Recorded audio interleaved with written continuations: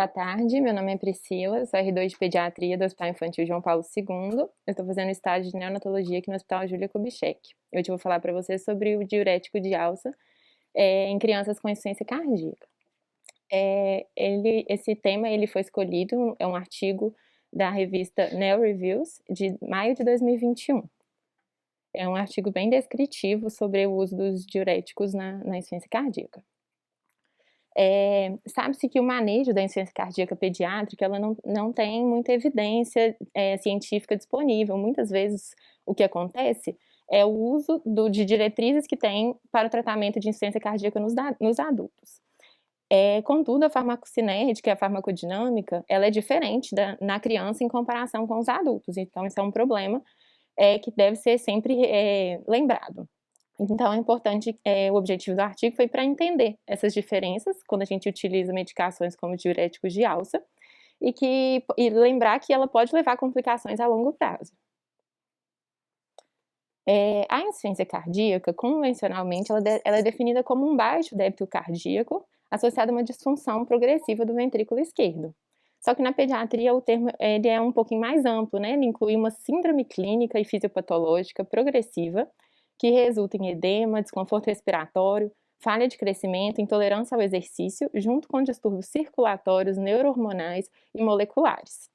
É uma condição de baixa incidência, porém de alto custo, devido à hospitalização prolongada ou vários retornos ao serviço também. Existe um ensaio clínico, o maior deles, mesmo assim ele é fraco para detectar algum benefício clínico numa modalidade terapêutica em comparação com a outra. Então é fato que carece de evidências a abordagem da insuficiência cardíaca. E um estudo mostrou que 80% das crianças hospitalizadas com insuficiência cardíaca recebeu pelo menos uma medicação off-label no hospital.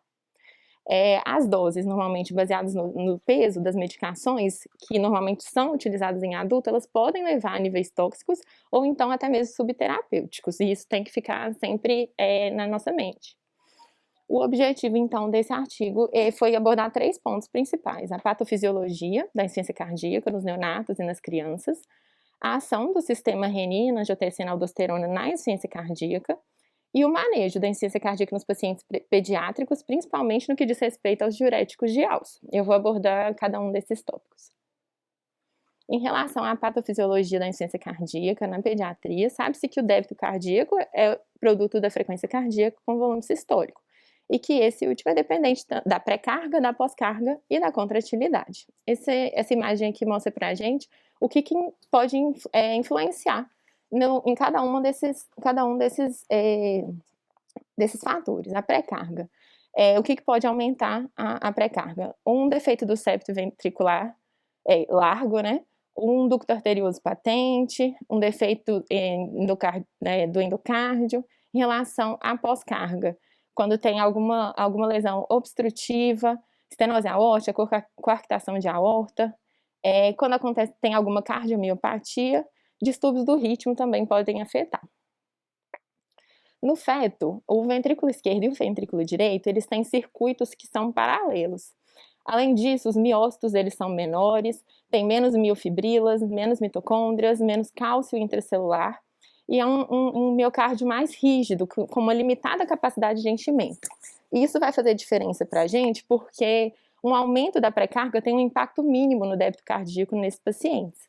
O aumento da frequência cardíaca é um mecanismo compensatório que predomina para o baixo débito cardíaco, tanto no feto quanto no neonato. No período pós-natal precoce, acontece uma redução da resistência vascular pulmonar e o fluxo sanguíneo arterial pulmonar ele aumenta. Então, com isso, ocorre um aumento do retorno venoso no átrio esquerdo, e aí isso vai levar a um aumento da massa e no volume do ventrículo esquerdo. O ventrículo esquerdo ele cresce mais rápido do que o ventrículo direito, porque tem uma demanda maior e também da resistência vascular sistêmica, né? Leva essa demanda maior. Quando a gente fala em disfunção do VE, a gente tem que diferenciar em disfunção sistólica e disfunção diastólica. A disfunção sistólica, ela está relacionada a uma baixa contração ventricular e baixo débito cardíaco, e é a causa comum de insuficiência cardíaca pediátrica. Já a disfunção diastólica está relacionada à redução do enchimento ventricular e do volume de enchimento ventricular, sendo que o resultado de ambos é a redução do débito cardíaco, que vai levar à hipoperfusão global e o edema pulmonar. Essa imagem mostra isso mesmo, a sobrecarga de volume ou de pressão ou defeito da contratilidade, levando a uma disfunção do ventrículo esquerdo, que vai diminuir o débito cardíaco, diminuindo a perfusão, vai diminuir o volume sistólico final, vai aumentar o volume diastólico final e vai levar a um edema pulmonar também como consequência. Em relação aos mecanismos compensatórios da insuficiência cardíaca, sabe-se que a insuficiência cardíaca leva a uma redução da perfusão tecidual. Isso secundário a uma redução na pressão arterial média, que é função do débito cardíaco e da resistência vascular periférica. Os principais mecanismos compensatórios são o mecanismo de Frank-Starling, a ativação neurohormonal e o remodelamento ventricular.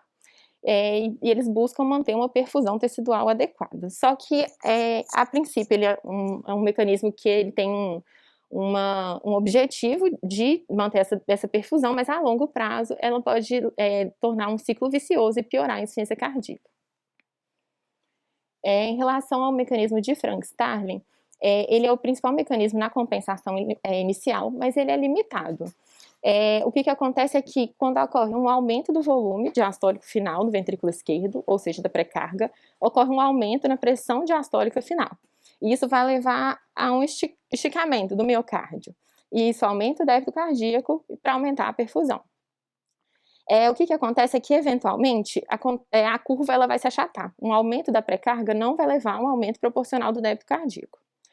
E na disfunção sistólica, o débito cardíaco é reduzido e aí a curva ela é inferior. À medida que a insuficiência cardíaca ela progride, há uma redução no volume sistólico e aí aumenta a pré-carga. E isso vai levar a uma compensação mínima, a curva vai se tornar plana e vão ter os sintomas de congestão. Esse daqui é o gráfico que mostra a questão do ventrículo esquerdo, da pressão do ventrículo esquerdo, pressão diastólica, num paciente normal e num paciente com insuficiência cardíaca, a curva mais inferior e mais aplanada em relação ao do paciente que não tem insuficiência cardíaca. Em relação a outro mecanismo compensatório, que é da ativação neurohormonal, a gente sabe que para perfundir os órgãos vitais, a gente precisa da pressão arterial média e que para isso, o que acontece? Normalmente é um aumento na resistência vascular periférica por vasoconstrição e por retenção de sódio e água para manter essa perfusão adequada. Quando ocorrem mudanças no volume sanguíneo arterial efetivo, os baroreceptores na aorta e no seio carotídeo, elas percebem essas mudanças e vão buscar manter esse volume circulatório efetivo. Quando ocorre a disfunção miocárdica, o mecanismo de resposta por meio da ativação neurohormonal é um aumento do tônus simpático. Então, ocorre um aumento da frequência cardíaca, da contratilidade e a vasoconstrição periférica. Quando ocorre o aumento da quimiosensibilidade, a hipóxia, a hipercapnia, ocorre a ativação desse mecanismo neurohormonal e vai piorar a capacidade funcional e reduzir a expectativa de vida. Então, a longo prazo, isso vai levar a mudanças cardíacas, renais e também na vasculatura periférica. Então, no momento inicial tem ação benéfica, mas a longo prazo causa essas outras alterações. Em relação à ativação do sistema renina-angiotensina-aldosterona, a redução na perfusão renal, a hipovolemia, a privação de sódio, a estimulação simpática são fatores que levam à secreção de renina. E que, por final, vai levar à formação de angiotensina 2, que vai ter como objetivo manter a pressão arterial, por meio do aumento do volume plasmático, pela reabsorção tubular de sódio e de água, e o aumento da aldosterona. A aldosterona é um regulador-chave do sódio, do potássio e do equilíbrio hídrico corporal.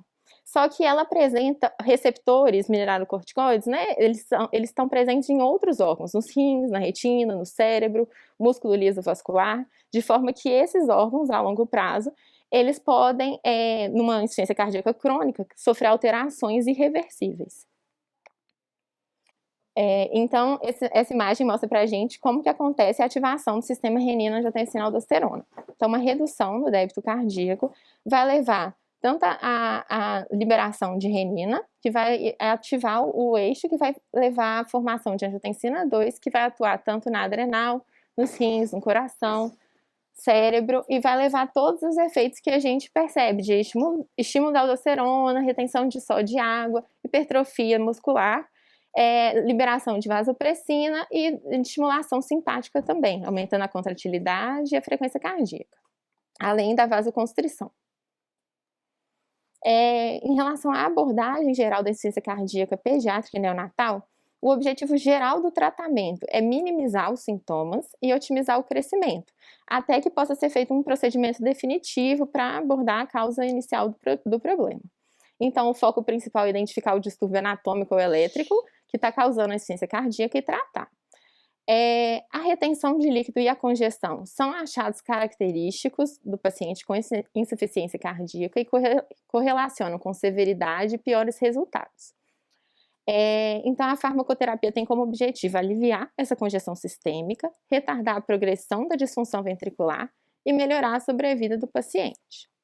Historicamente, a abordagem era realizada com 2 pilares, os diuréticos e os digitálicos. Mas ao longo do tempo foi percebido que os digitálicos não foi comprovada sua eficácia e foi reduzindo seu uso nos pacientes com insuficiência cardíaca na pediatria e na neonatologia. De forma que atualmente os diuréticos são os principais medicamentos utilizados. Eles atuam inibindo o transporte de eletrólitos em vários locais dentro do néfron. E isso vai levar a uma alteração da tonicidade no interstício, a perda de líquido e a um eventual descongestionamento, que é o nosso objetivo. Os diuréticos de alça, eles atuam de forma proximal na alça de Henle, por meio do transportador de sódio, potássio e cloreto.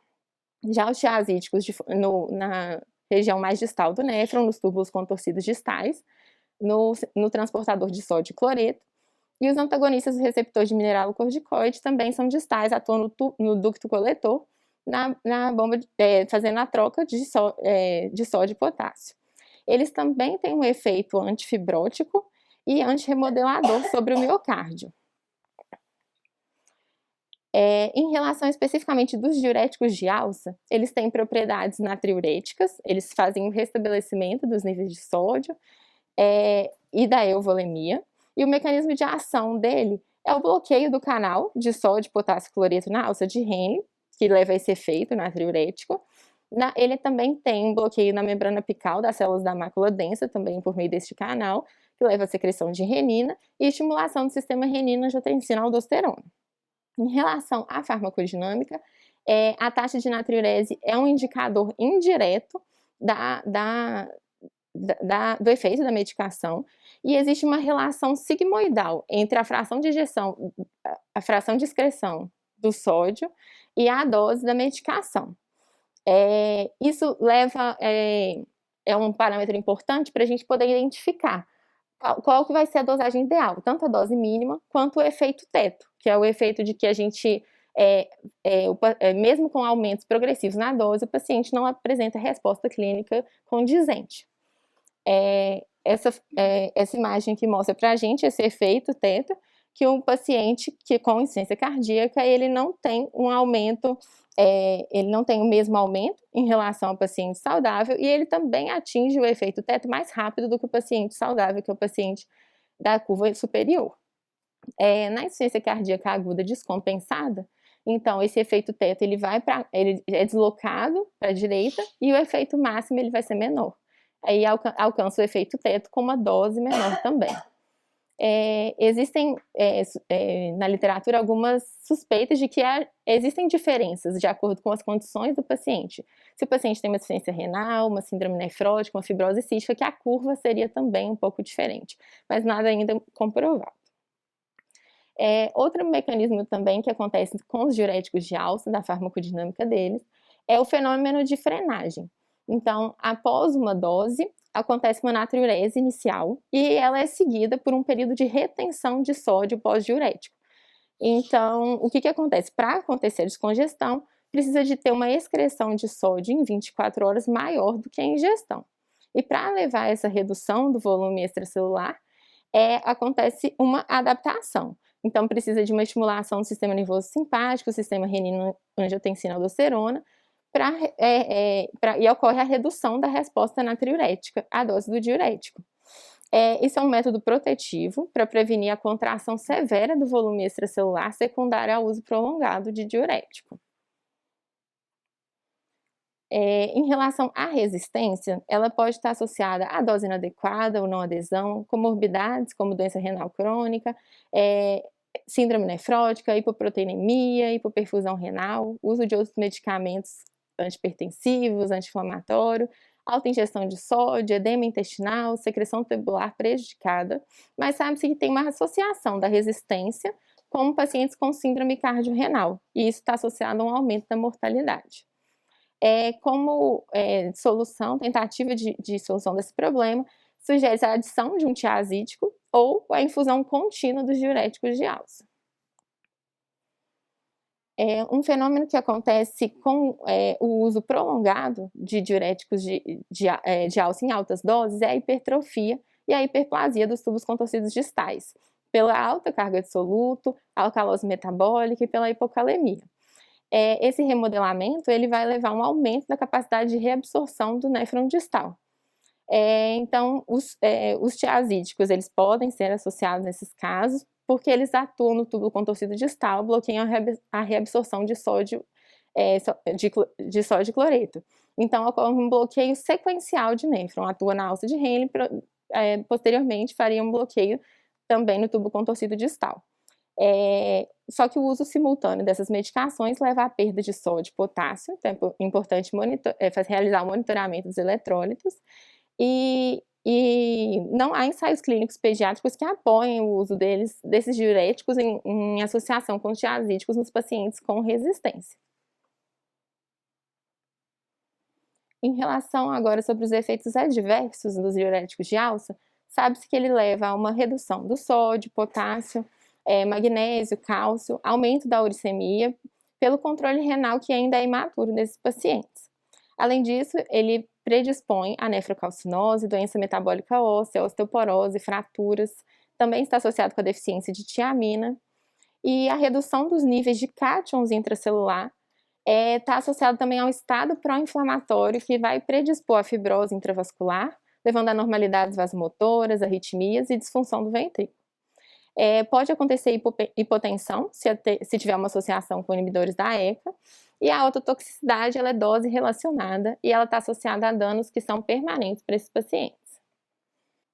O artigo ele também traz duas considerações em relação a condições especiais na insuficiência cardíaca. A primeira delas é a insuficiência cardíaca com shunt esquerda-direita, com fração de ejeção preservada. No qual ele coloca que os diuréticos eles podem ser utilizados enquanto aguarda o reparo cirúrgico ou quando não tem opção cirúrgica. Contudo, tem uma ausência de dados de suporte. Tem uma revisão da Cochrane, que ela foi realizada em adultos, mostrando que teve uma melhora de sintomas, da capacidade de exercício e da mortalidade. Contudo, questiona-se se realmente esse benefício ela aconteceria na criança, não existe nenhum estudo que comprove. E questiona também se o mecanismo de ação da insuficiência cardíaca nesse caso seria a ativação neurohormonal. Então, questiona o uso de ECA, BRA, beta-bloqueadores. A redução da pós-carga, sem o aumento do débito cardíaco, ele leva a uma deterioração. Então, é uma coisa que a gente precisa sempre lembrar que ela não pode ser utilizada sozinha. Outra coisa é a questão de doenças renais pré-existentes, que podem estar associadas, ou ter uma fisiopatologia diferente que justifique essa insuficiência cardíaca. Os estudos na população pediátrica, então, eles são bem fracos, os resultados são variados, então fica mais difícil de tomar essa decisão baseada em evidências.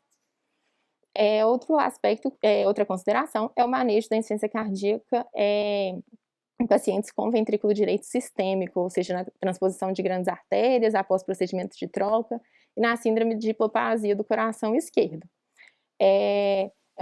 Ocorre um manejo complexo nos pacientes com essa cardiopatia congênita complexa, pela anatomia, os reparos cirúrgicos, a idade. Então, é sempre importante considerar as causas da insuficiência cardíaca e assim, avaliar. O uso de ECA e BRA podem reduzir sobrecarga de volume, otimizar o crescimento. É questionável ainda, não há nada que comprove essa associação. Existe um guideline um guideline da Sociedade de Transplante Cardíaco e de Pulmão, que mostra que o IECA não deve ser usado rotineiramente e deve considerar uma terapia de ressincronização para os pacientes com fração de ejeção menor do que 35%.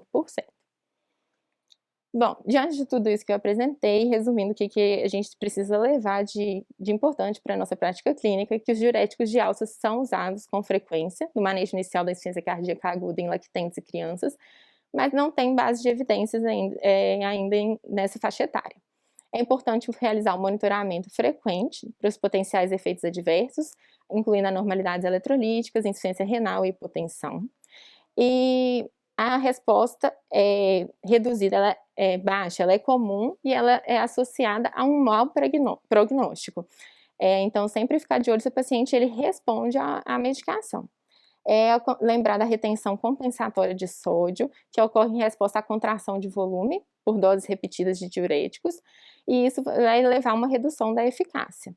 E a opção seria um aumento de dose, uso da dose contínua ou associação de um outro diurético. Doses altas de diuréticos de alça, eles vão estimular o sistema renina-angiotensina-aldosterona e o sistema nervoso simpático e estão associados a piores resultados. A atuação do sistema renina-angiotensina-aldosterona, ele é alvo terapêutico em casos de resistência, e o uso de Equibra tem um efeito natriurético tanto direto quanto o aumento do débito cardíaco também, eles têm essa atuação. A padronização do uso de diuréticos de alça na pediatria, ela demanda ainda de estudos clínicos randomizados em larga escala para a publicação de guidelines, então há uma falta de evidência classe 1 para o uso dessa medicação. Então é sempre bom manter atenção nos mecanismos associados ao uso nas crianças, incluindo a resistência, o efeito teto, e evitando assim a toxicidade. Muito obrigada.